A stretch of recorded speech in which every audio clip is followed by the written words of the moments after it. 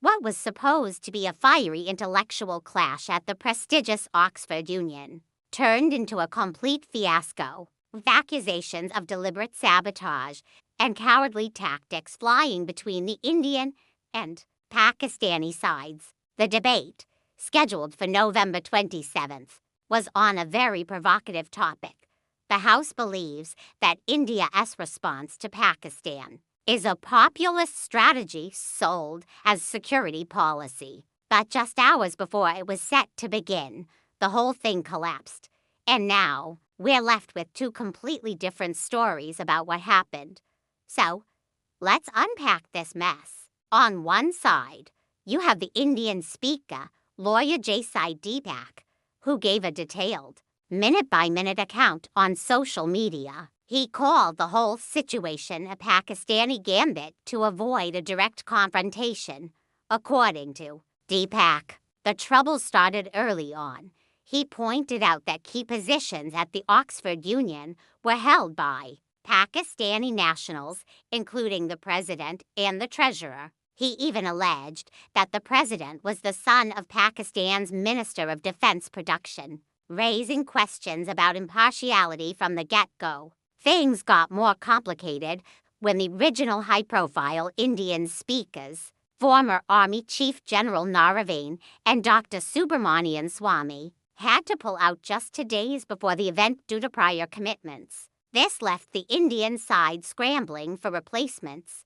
Despite the ridiculously short notice, Sai Deepak, who was already prepared to argue India's case, managed to assemble a new team from within the UK. Bringing on Manu Kajaria and Pundit Satish K. Sharma, they were ready to go. Then, on the day of the debate, the real drama unfolded. At 3:13 p.m., just a few hours before showtime, Deepak says he received a call informing him that the Pakistani delegation, which included heavyweights like former Foreign Minister Hina Rabbani Kar and Defense Minister Khwaja Asif, hadn't even landed in London yet. Based on this information, the Indian team, who were on their way, decided to turn back. Why travel all the way to Oxford for a debate that wasn't going to happen? But here's the twist. Later, Deepak claims he received confirmation that the Pakistani delegation had, in fact, landed and were already checked into a hotel in Oxford. This led him to issue a blistering statement, accusing the Pakistani side of deserting the battlefield even before the battle begins. He suggested they simply lacked the courage to face a live, unscripted debate and criticized the Oxford Union for allowing its reputation to be dragged in muck and used as a mouthpiece for the Pakistan High Commission.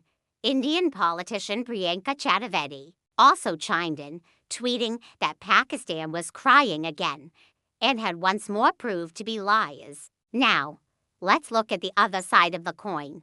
The Pakistan High Commission in London released a completely contradictory statement. They claimed it was the Indian delegation that had withdrawn at the last minute, handing a walkover to the Pakistani side. They portrayed the Indian withdrawal as a sign of weakness, suggesting India lacked the confidence to defend its security policies in a neutral and intellectually rigorous setting. They conveniently mentioned the original lineup of Indian speakers, not the replacement team, implying that the top guns had backed out.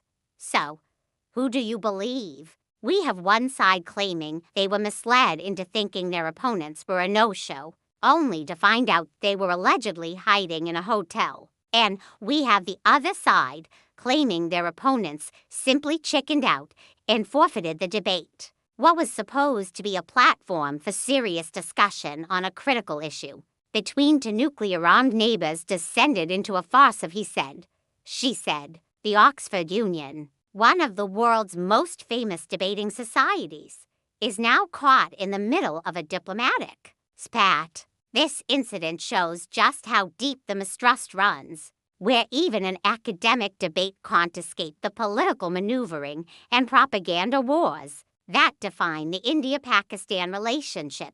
It is a real shame that an opportunity for dialogue was lost in such a chaotic and controversial way. What are your thoughts on this? Who do you think is telling the truth? Let me know in the comments below. Thanks for watching, and if you found this breakdown helpful, please like the video and subscribe for more updates.